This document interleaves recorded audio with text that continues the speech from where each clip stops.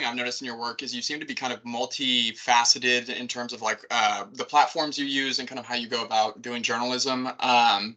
Do you have any sort of like tips for like I guess how you organize that or how you kind of like you know decide how to produce your content? Yeah, sure. Well, first of all, yeah, thanks for having me, and thanks for taking time out of your day. Maybe John mentioned it, but I'm a native Houstonian, right? So Mm, happy to connect with some other Houstonians. Yeah, I mean, I think and this has gotten a lot trickier because I think Twitter is sort of falling apart.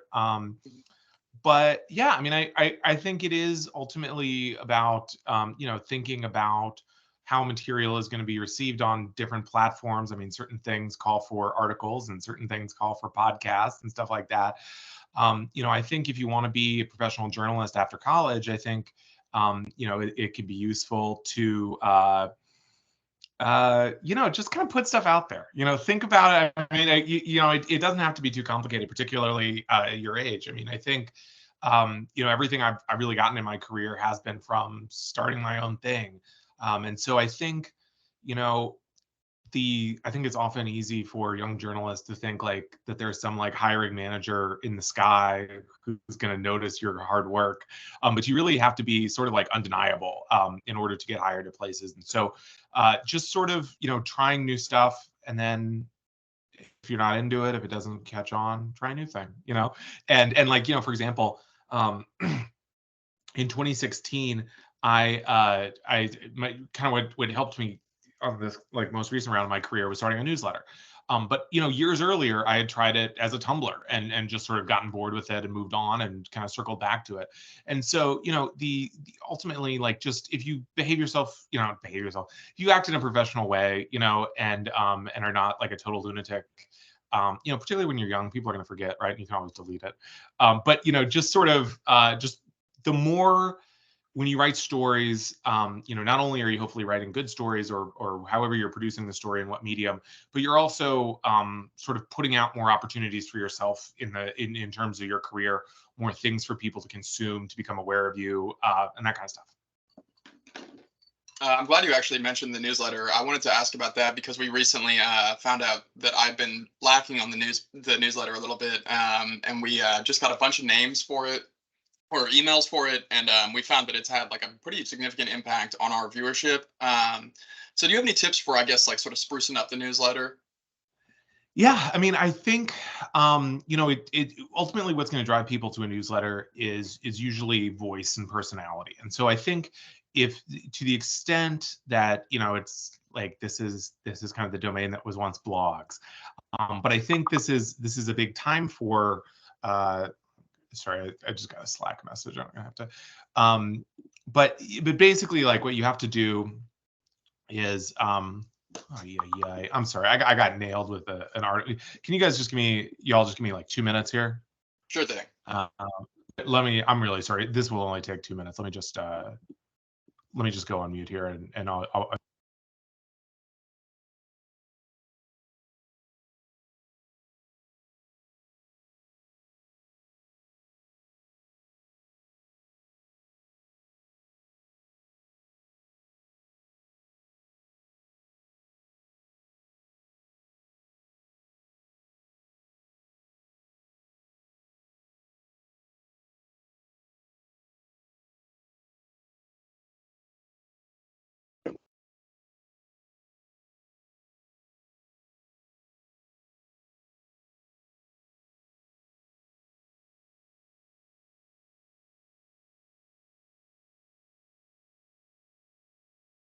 Okay, thank you. Thank you. Thanks for bearing with me, gang. And that's part of the news business, right? I thought I had an easy day, and then I was walking out the door at work and they said, "Can you write like 100 words?" So, okay, so yeah, so we were talking about newsletters. So yeah, I mean, I think look, I think there's kind of two types of newsletters, one of which I'm more familiar with than the other. And one is sort of like roundup of what's in the Cougar this week. And I think especially I think we're seeing social media platforms like just generally lose audience and overall, and particularly text-based ones. And so I think a newsletter is more important than ever in terms of like pushing people and getting that stuff out to people and finding them, particularly people who have already expressed an interest in your content. And then also, the one I'm more familiar with is sort of like where the content is in the newsletter itself. And so, you think about like Axios newsletters, just one thing. I mean, that's essentially a website that's based all around newsletters. And they sort of port it over the website. So I think to the extent that you can if you have someone who really wants to write the newsletter and put a little voice, put a little original reporting into it, all the better. Otherwise, you can always just do an automated newsletter. Got it. Yeah, we currently are doing kind of like the roundup style. In terms of the other style, would that just be like a brief, like 100 words for each little thing? Yeah, I mean, you could do, you could have someone write the intro, like kind of write an intro, or have someone write a, kind of like the newsletter specific item with like a little more voice to it, or you could think of all these kind of things, right? I mean, it could be like the newsletter thing to do on Friday. I mean, just to get like a very basic thing for it. And so to the extent that you can add more voice to it, the better, and to give people like a reason, something that's going to stand out in the inbox, right? Because I mean, I think we know what Substacks you subscribe to, what newsletter, where like some of them arrive and you're like, oh, I'm clicking that instantly, and some kind of you just delete or kind of fade to the back of the inbox. Gotcha. All right. Well, I'll go ahead and open up the floor to other questions. Robert, Malachi, you want to jump in? Yeah, I got something. Can you hear me okay? How bad is the echo? I can't tell. Yeah, I can hear you. Okay, cool. Yeah, so hi, good to meet you. I'm Malachi. I am the opinion editor here at the Cougar. I do a lot of opinion pieces, but I also have my first love, I would say, is very much investigative journalism, especially very much in your realm. As someone who grew up very much affected by right-wing nationalist sentiment and similar movements, I really appreciate a lot of the reporting you've done on it, because it's important and not enough people are doing it. So I would ask, just like, I guess this is a really broad question, but unfortunately, I feel like some resources on investigative journalism, especially in the hyper-specific realm of these right-wing movements, is kind of limited. So like, what tools have you found? What tools or sources have you found useful when it comes to even like beginning to find where a story is there? Because I know bits and pieces about the whole underground network and whatnot, but like, how do you find a story in that specific area? Yeah, I mean, I think it can be really challenging. There's adding in sort of, we start with a baseline of, you're trying to find out something that people don't want you to know about, right? With any sort of investigative reporting. Now, add in the complexities of, these are often very untrustworthy actors. They might be trying to embarrass you and trick you, and they often have their own agendas, even against people within their own movement. And so I think the advice I can offer is, number one, I would say get on Telegram, right, where a lot of this conversation happens, Telegram is a very sort of like inwardly focused platform where they sort of like hash out their ideas amongst each other. And then, there will be these comment threads, and then someone will drop a Dropbox link, and you go and it's like, oh, well, this is kind of like the whole thing, right? And so it's often, getting inside of those spaces. But then, even just on a very basic level, I mean, I think getting really good at court records and FOIA, but particularly court records, because, that's something you can pull up pretty quickly, is really crucial, I think, no matter what you're covering. And it's something that I'm often astounded that other reporters are not just obsessed with court records, because, it's so much easier to quote from a court record, because there's a legal aspect of this, which is that basically you can, if something's in a court record, whether it's an affidavit or a lawsuit or whatever, you can quote it, right? Whereas if someone says to me, hey, this person, stabbed me or whatever, but if it's not in a court record, I could be sued as a reporter, even if I'm just quoting that person. But if it's in a record, then you can do it. And so getting paper and getting these kind of reliable documents is so crucial. And a lot of times, I'll look at someone that I want to profile, but the reality is, because stuff hasn't spilled out into a lawsuit at that point, I can't really do it. And then you kind of have to move on, and then you hopefully find someone who is, for example, Steven Crowder's Texas case is currently involved in a very ugly divorce. And so, I guess I'm giving you a lot here, but a lot kind of all over the place. But I think the key is to kind of like, along with records, is to look for fissures, right? And to look for where people are turning against one another, or where people have different agendas at play. So like I wrote a story about James O'Keefe like 2 weeks ago. And this is a guy that 2 years ago, it would have been very hard to get people within his circle to talk about him. But he's fallen apart. And so now all these people are really mad at him and they think he's destroyed their lives. And so suddenly, I have more than can fit in a story. And so people are just like, blah, blah, blah, blah, blah, And so you kind of have to be a little opportunistic about sort of following where the story is in terms of like where you can actually find the content. Yeah, thanks. That's really helpful. I think even on a small level, I've kind of dipped my toe a little bit into investigative journalism when it comes to Houston groups. And one of the things I found that was super interesting about specifically their really far right, like outright neo-Nazi groups, is they're exactly what you're talking about. There was a complete fissure. Like the leader of one of the groups completely split up because he accused everyone else of being federal agents, and then the most helpful resources in that were following the Telegram channels of people that were like angry about him and angry about that leadership. And interesting stuff. What was I going to say? I know this isn't as much your area, but like, do you have any advice on tackling, how do I put this? I rewatched Spotlight recently, obviously amazing film about investigative journalism. Court records are super important to that. Do you have any advice on tackling, like, I guess, religious institutions when it comes to investigative journalism? Like, what is helpful there? That's a little tricky. Yeah, I mean, it's a similar thing in that, because it's not a public body, you don't have like your open records ability, or, they can just sort of tell you to buzz off, right, in a way that, their meetings are not open to the public, stuff like that. And I think you're right. I mean, I think a lot of this stuff requires some kind of public controversy. In Texas, there's this story, I think it was an AP story, about like I think in San Antonio, like some convent that's gotten like really crosswise with the bishop, and these nuns were, accused of smoking all this weed and stuff. And the only reason they got it was because there's a lawsuit over it. And so in these kind of things, you have to kind of like, I guess my overall advice would be like, look at your characters and the people involved in this, and then like search PACER, so the federal court system, or search the court system for the city they're in, or if you have access to Nexus public records, search their names. And then you can see, sometimes there's like an aggrieved business partner or like something like this. And then you call that person up, you look at the record and then you call that person up because they might have things that never made it into the court record. And so kind of the key for all these things is usually finding someone who's annoyed or aggrieved and has kind of once was privy to a lot of this internal information and now has fallen out. Okay, cool. Thank you. That's helpful. Big fan of the stuff you've done so far with the Daily Beast. I could talk forever, but I'm going to let someone else have it. But I really appreciate it because I think good investigative journalism matters a lot, but it's not easy to do. So. Well, great. Thank you. Along the same lines, I know that Malachi, I think we were talking about this yesterday.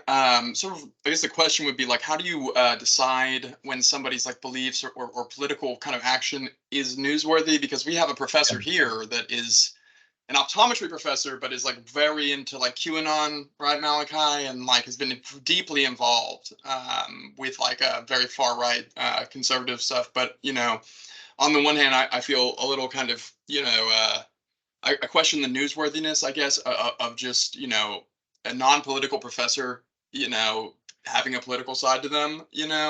So do you think that in and of itself is newsworthy, or does there need to be something more, I guess? Yeah, I mean, I think you're right on there, John. I mean, I do think there's a challenge there because you don't want to have the sense of, you're the ideology police, right? And, but I think the keys to look for are like, and, often there's sort of a situation where you're like, this is really interesting, but how do I justify reporting this? And how do I and so what you look for is something like, is the optometry professor telling people not in the class not to get vaccinated? Right? Or is he pushing some other kind of like quack medicine thing? Or, alternately, are students, complaining about the class, or are they protesting, stuff like that? And so kind of trying to get like that who cares element to it. Or is this guy like a big muckety muck in the local QAnon group? I mean, it's sort of like finding, professor has like sort of unrelated crazy beliefs like relatively thin. But I think if you look around, you can hopefully find something that gives you kind of that like what matters aspect to it. Yeah, I hate to jump back in again, but I did a good bit of the digging on this. She is, if I remember correctly, it was a major speaker at the Reawakening tour, Clay Clark's Oh, really? Reawakening tour, and Reckoning Fest. Yes. Oh, okay. Well, in that case, I think you probably have enough then. Yeah, I was gonna say those are big deals, right? Yeah. Oh, yeah. I mean, I've been to one. They're crazy. Yeah. So like, what you want is like, so the headline would be something like, optometry professor moonlights as star on QAnon circuit or something. I mean, at the point where the person's like speaking at it, I mean, the Reawaken is sort of like QAnon friendly, but then you want to just, if you watch a video of what happens at these events, I mean, it's like, it's like thousands of people like being like, we got these Democrats are pedophiles, like we got to kill them. Like, I mean, it's like really like violent stuff. And so like what I would say is get some clips, first of all, like of what this professor said, but then also overall of what was said at that conference where they appeared. And then you can, be like, this person is an optometry professor, but on the weekend, they're this like, and I think there's enough where that person's appearing at those things. Yeah. Yeah, I mean, it was funny enough because I just found out about this through I'm sure you're familiar enough with the QAnon Anonymous podcast. It's one of the other bigger major. And I had a buddy who listens to them more frequently than I do, and he was like, "Hey, there's a UH professor at this event that they covered." And then I dug deeper, and it's pretty wild. She's part of this whole group of like the right docs of history, a bunch of other people who are very like anti-COVID vaccine, anti-COVID measures, and is representing herself as a whole doctor, as if being an optometrist qualifies you to talk about stuff like it's pretty wild stuff. But that's good to know that we're kind of on the right track there, because yeah, I mean, she's been to events with Alex Jones, so kind of a big deal maybe. Yeah, I mean, I think that's definitely worth writing about at that point. I mean, and you bring it back to the university where it's like presumably there's something where they're saying like, this person can't be a kook, she's a professor at U of H or something, and kind of, bringing these things in. I think, yeah, I mean, I think it was a little unclear to me whether these were like a couple Facebook posts, but at the point where this person's like appearing at events and stuff, I think you've got it. Okay, good, thanks. Because it's one of those things where like it just kept going deeper because you see nothing on the surface level web, but then you get into like her Rumble account and all of the Telegram channels, exactly what you were talking about. I mean, if dig into it, and there's so much stuff. Yeah, she's got a Rumble account. Well, thank you, appreciate it. It's good to get some clarity on that because I know that's very much your area of expertise. And it was wild of me to find out because I think she's also our faculty sponsor for the Young Conservatives on campus, which is interesting. So. Oh, well, see there. So yeah, I mean, I would say like what you want to do is probably just pull up all her interviews on Rumble or wherever, and just while you're doing chores or whatever, just let them play. Like what I do with these things is I usually watch just like, because it can be very difficult because they're so like they're often very boring in a weird way, but just let them roll. And then you kind of just write down the most interesting parts, and then you kind of you sort of sum them up like that. Okay, cool. Thank you. I think that's all the questions I have for that. We'll let that go. It's just a very specific story related to you. But I'm done for now. If Robert or Edric or anyone else wants to ask questions.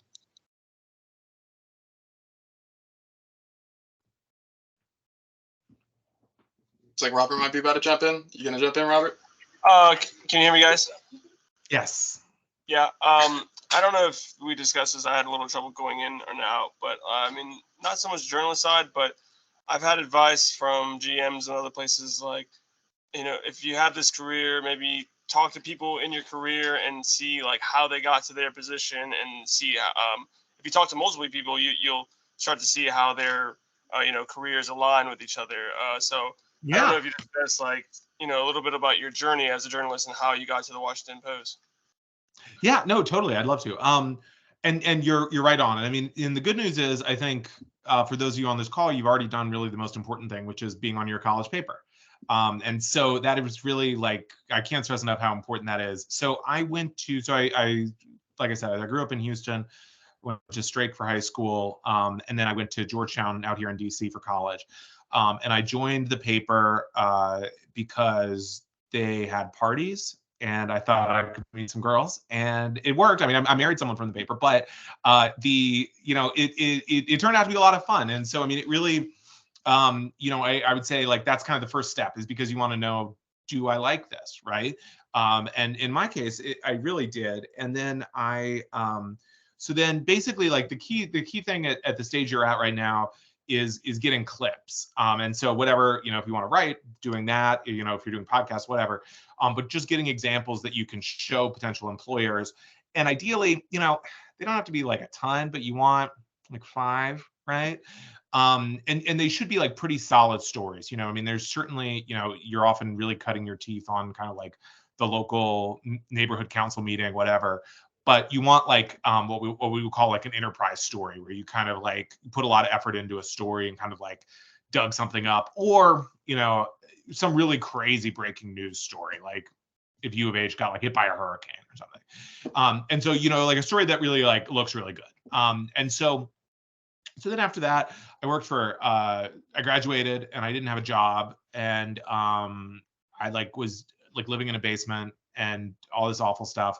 And so initially, if you don't graduate with a job in journal, the thing I should say is like the industry, especially every year it makes less and less sense. And so if you're not getting hired immediately, don't freak out, because it's really irrational.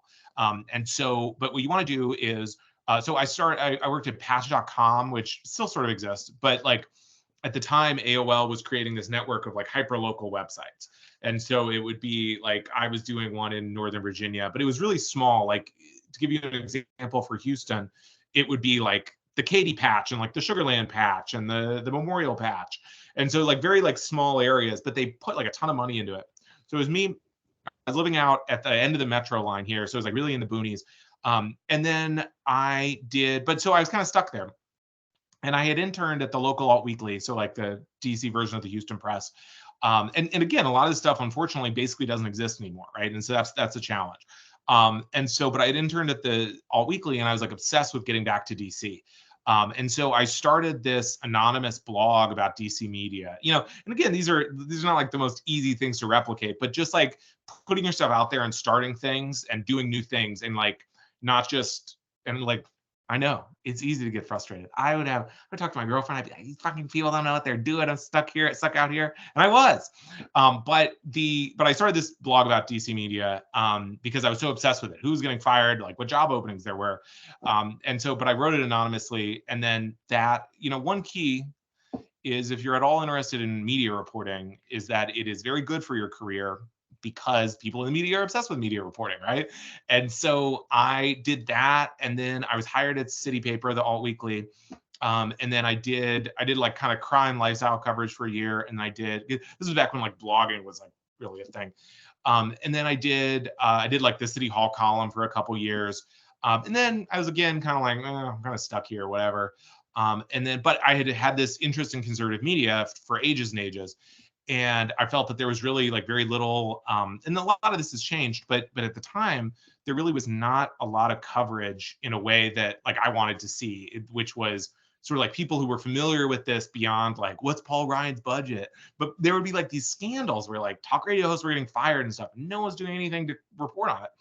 And so I started a newsletter, and then basically, I'd go to these parties, and people would say, "Have you heard of Ben Shapiro?" Stuff like that, and I'd be like, "Oh my God, have I ever?" And then my girlfriend said, "Well, how about instead of like bothering me about these people every night, you write about it?" And so I did, and it was then that a couple months later, Trump got elected, and so then because of that, then suddenly there was like, "Oh my God, what's going on? Like, who are these people in the White House briefing room?" So I got hired. So I went to work at The Hill, which is like a newspaper covering Congress here, out of City Paper.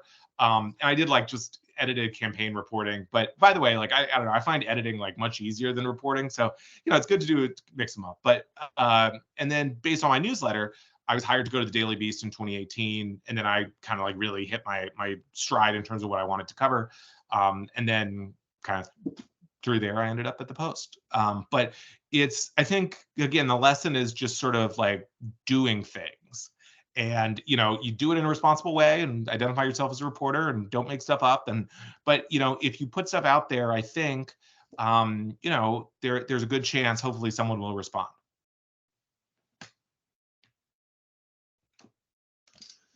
Thank you very much. Thank you. Yeah, you got it. The only thing I had to say there was my boyfriend also has to regularly hear me talk about the most obscure, like, right-wing micro celebrities, and I'll be like, "Oh my God, did you hear that? I don't know, but the baby Trump guy did something," and my boyfriend is like, "I don't care." He's like, "I don't care. Just write about it." Basically, is the point we've hit. So I relate to that very much. Yeah, no, it's important to have an outlet, and find your weirdos that will enjoy what you're covering. Okay, I know we don't have much time left here, but okay, yeah, you want to jump in, Adirecta? Yes, I'm so sorry. When I'm kind of building up on sourcing, you said Yeah. like look at core documents and like go at Telegram and like find people, but there's so much information that can sometimes come from these conspiracy theories and documents and everything like that. How do you kind of pace yourself or kind of like focus yourself and decide what's newsworthy or what should be then, and then fact checking, like how do you fact check some of these things that are not court documents? Yeah, right. And so how do you deal with so much information and then put out a news piece with just like 1,500 words at most? Yeah, totally. And a lot of that is it's news judgment, and that's just a muscle that you develop, right? And how do you develop it? Well, reporting for a while, but also like covering something and knowing a beat. And so knowing a specific beat, at the paper. And so knowing like, well, this news is already out, this X thing is out there already, but Y is surprising to me. So I should, and I'm one of the people who's been covering this most closely. And also honestly having conversations with other people in your newsroom, because conversely, sometimes I can become kind of desensitized to something where I think, oh, we all know that already. And then so, you tell sort of a person who hasn't been following it and they go, what? That's crazy. And so, it is sort of just the thing to balance. I mean, you want to, basically you want to consume as much as possible, and different deadlines are gonna change how much time you have, right? But in terms of sifting through these things, and then to your other point about knowing how true something is, I mean, you really you have to sort of weigh the motives of people involved. You have to think, well, like in this James O'Keefe story, for example, I was hearing the same thing from 3 different people, and I knew that they all mutually hated each other. So I knew that, there really probably was true, because it wouldn't be that there was no kind of like, I didn't think they were on the same page together. And so you have to think about things like that. I mean, certainly, I think when things are relatively uncontroversial, you can probably take, when you think, well, this person doesn't really have any reason to lie to me about witnessing this thing, and so you can just attribute it to them. And when things get more complex, you look for more sources. So, again, I mean, just kind of pulling back as we finish here, I think, the key to getting better at reporting and writing and editing is just doing it more. And the other thing I would say about sourcing is, when you look at these things and you're like, God, I'm at my college paper, I can't get someone to email me back, I can't get someone to call me, right? Work at it. But I'll tell you what, a lot of sourcing just comes from being at a bigger outlet, and that'll come. And so like when I was in college, I was like reading up on like source relationships and how to develop sources and stuff.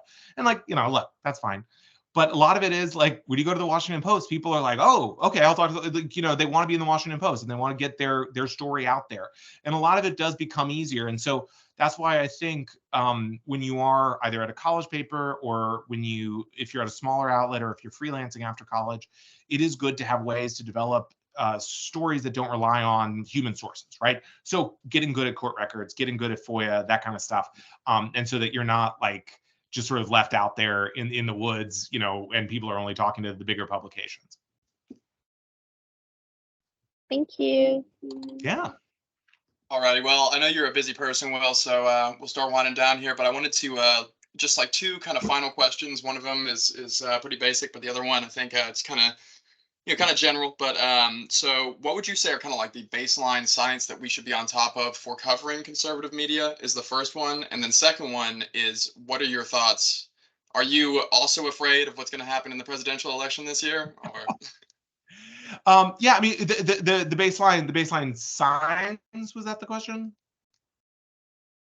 Like baseline sites. Like I know you mentioned Rumble and Telegram. Oh yeah, yeah. I mean Rumble. Yeah. I mean, certainly I think using DuckDuckGo as your search engine rather than Google when you're looking into these people, because Google, for better or worse, filters a lot of these results out from these sites, and so going to DuckDuckGo which pulls a wider net.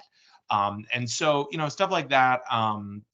Gab, I guess, Truth Social. Basically what you want is, if you have someone in mind that you're interested in, is sort of, checking out all of these sites. Telegram, again, is a big one, because they'll just put whatever on Telegram. They just spew it out, and they think that it's only other right-wing people looking at it. And so, and in terms of the presidential election, I guess we'll see, right? I mean, it is, I think it's going to, it's obviously going to be exciting, for better or for worse. And, the beauty of the news business is that it's there's like always something happening these days, right? And so whether you're thrilled or unhappy about what's going on in politics, there's a lot of stuff to cover. Well, thank you again for coming by today. Like I said, I know you're gonna be at TribFest, and you'll probably see us fangirling somewhere there. So yeah, well, yeah, come on by. Absolutely, I'm really looking forward to the breakfast tacos and hopefully the kolaches as well. All right. Well, hope to see some of y'all this weekend. And otherwise, thanks a lot. Thanks. Appreciate it, Will. We'll see you around. Thank you.